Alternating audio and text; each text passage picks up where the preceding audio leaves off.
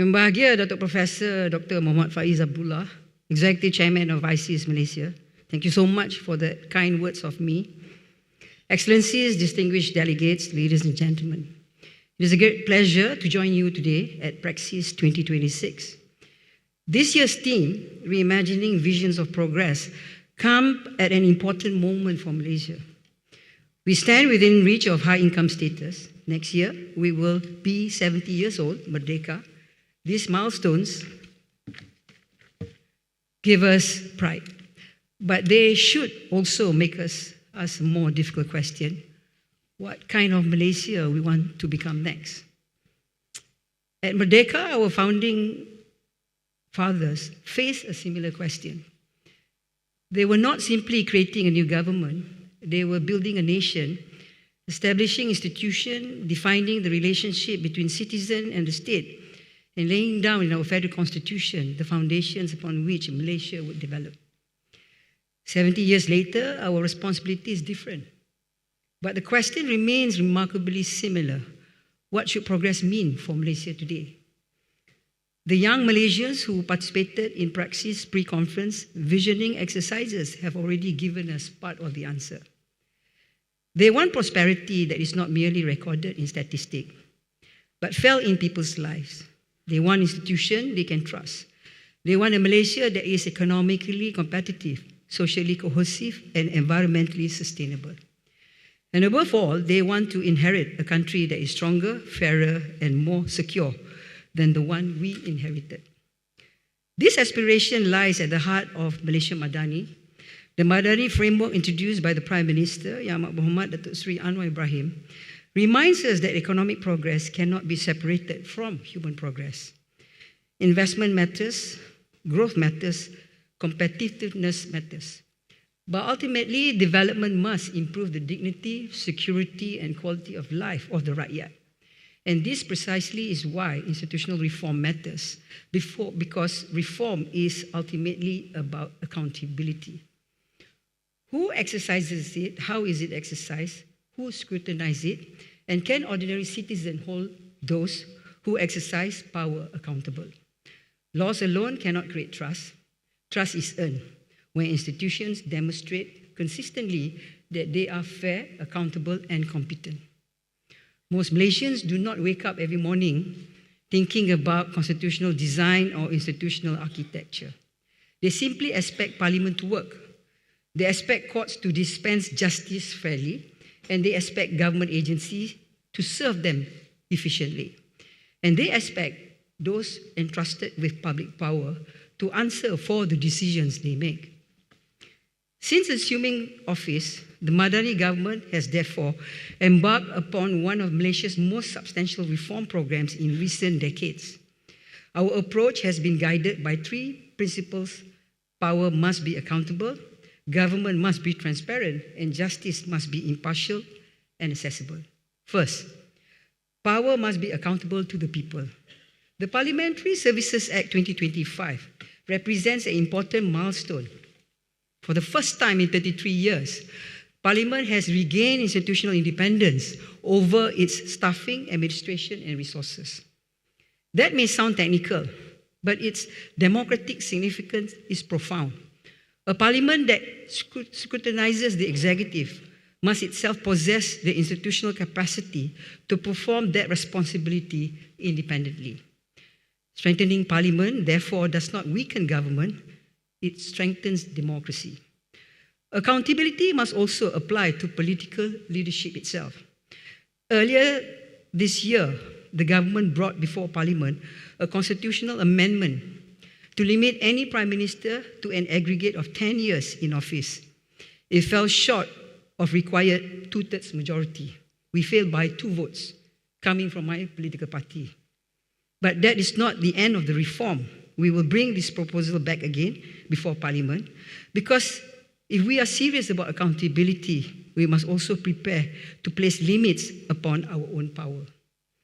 Accountability also requires citizens to be able to speak up when they witness wrongdoing. Far too long, whistleblower protection in Malaysia contains significant gaps. The amendment to the whistleblower protection framework strengthened that protection because people should not have to choose between exposing wrongdoing and protecting themselves. Second, government must be transparent. Public money is the people's money. For decades, government procurement was principally governed through administrative and treasury rules rather than comprehensive legislation enacted by Parliament. The Government Procurement Act represents an important change. It places duties of transparency and accountability on a statutory footing, provides mechanism for review and an appeal that introduces consequences for breaches. Transparency must also mean that citizens can seek information from government. In July, the government tabled the Freedom of Information Bill 2026, which has referred to a parliamentary special select committee for further consideration. That process is continuing, but the principle is clear. Public power should be accompanied by a culture of openness, subject, of course, to legitimate protections required by law. Transparency must equally apply to political leadership, and this is why the Prime Minister's question time has become an important feature of the Dewan Rakyat. The Prime Minister comes before Parliament and answers questions directly. This is how parliamentary democracy should function. Leadership cannot demand accountability from others while avoiding accountability itself. Third, justice must be impartial and accessible. Few principles are more fundamental than this. A decision to prosecute must be based on the law and the evidence and nothing else. This is why the government has brought forward constitutional reform to separate the offices of the Attorney General and the Public Prosecutor. The bill has been referred to a parliamentary special select committee. It's a major institutional undertaking, and the work continues. It requires constitutional amendments, legislative changes, and careful consideration of how two most important institutions should operate independently while remaining accountable. This is not an easy reform generally, but we must also take into consideration in the changes we're looking into accessibility to justice. Justice requires us to recognize that circumstances differ, cases differ, and culpability differs. A justice system must have the capacity to distinguish between them. Justice must also be accessible. The law means little to an ordinary person if he or she cannot afford to access to it. Our legal aid and public defense reforms are intended to widen access to representation, including in criminal proceedings.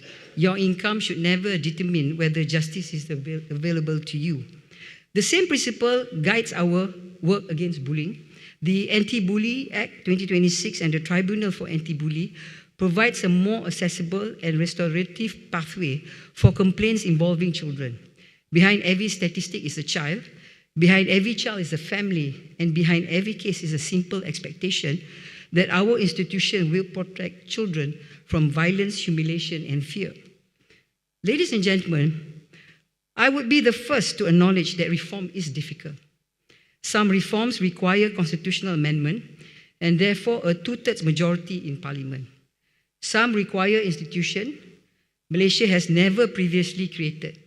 Some require years of research, consultation, and negotiation before a single clause reaches Parliament. The Ombudsman Malaysia Bill remains a work in progress. While political financing legislature remains under consultation, political will is essential, but political will alone is not enough.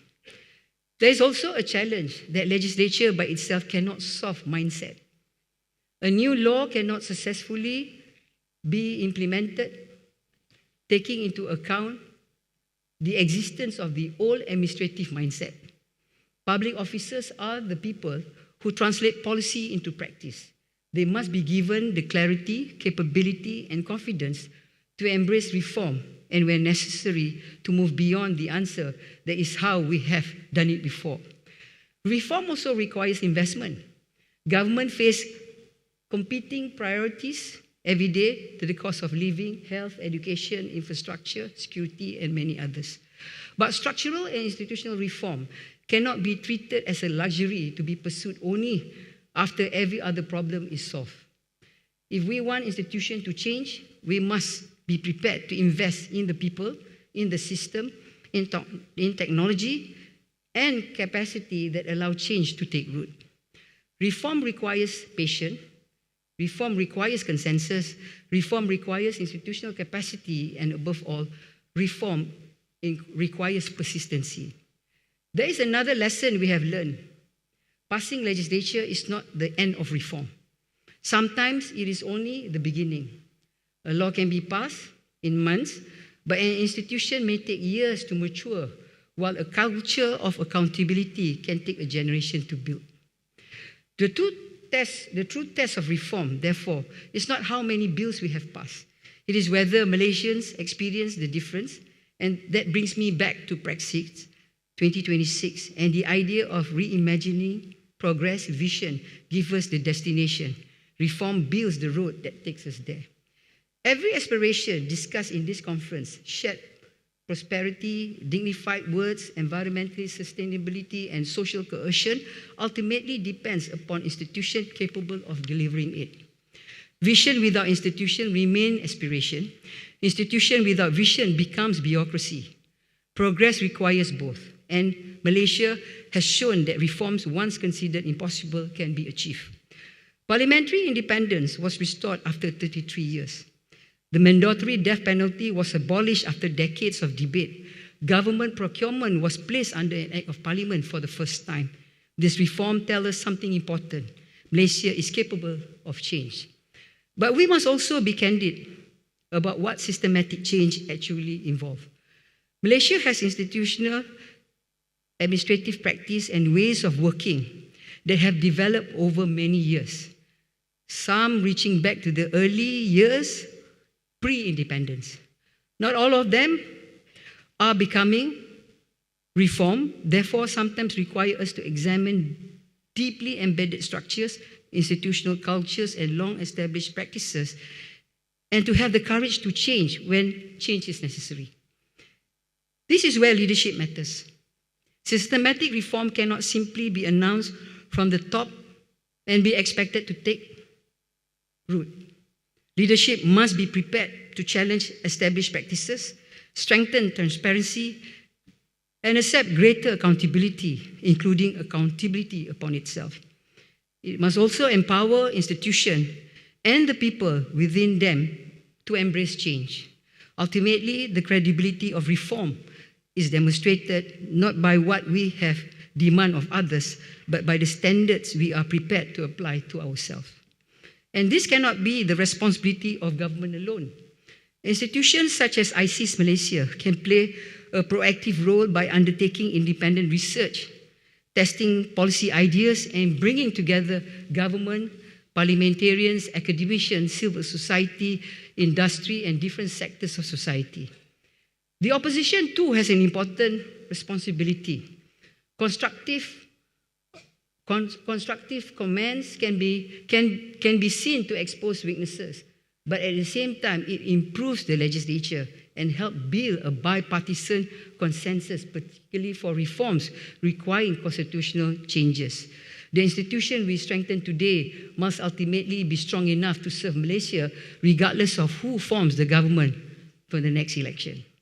We should equally recognize that changing system is difficult, precisely because systems involve people, habit, incentive, and established ways of exercising authority. There will be resistance, competing interests, capacity constraint, and disagreements over both the pace and the direction of change. Some reforms will take effect quickly, while others may take years before the rakyat experience their full benefit. This is why political will must be accompanied by institutional capacity, transparency, accountability, and persistency. Sustainable reform is ultimately a collective effort, and it succeeds when change becomes embedded in our institution rather than depend upon any one individual, administration, or political movement. With that, ladies and gentlemen, as Malaysia approaches the next chapter of its development, we must also reconsider how we measure national success. GDP will matter, FDI will matter, productivity will matter, but they cannot be our only way of measuring progress. We must also ask, do Malaysians trust their institutions? Do our laws protect those who are vulnerable? Can we as ordinary citizens obtain justice? Are those who exercise power accountable to and for their decisions? And perhaps most importantly, will our children inherit a Malaysia that is more than just more accountable and more resilient than the Malaysians we have inherited? That, to me, ladies and gentlemen, is the true measure of progress. Our generation may not complete every reform, but we have the responsibility to move Malaysia forward, to strengthen the institution we inherited, to correct those that no longer serve us, and to build those that future generations will need. Because ultimately, institutional reform is not about institution, it's about the people. It is about ensuring that power serves the rakyat, justice protects the rakyat, and government remains accountable to the rakyat. This is why Malaysia, we must continue to build. This is the Malaysia we have, and we must have the courage to reimagine the Malaysia that we want. Let me conclude by congratulating ISIS Malaysia and its partners for Praxis 2026. Thank you for creating a space where difficult questions can be asked, different perspectives can be heard, and Malaysia's future can be debated candidly and constructively. With that, thank you so much. Wabillahi taufiq wal hidayah. Wassalamualaikum warahmatullahi wabarakatuh.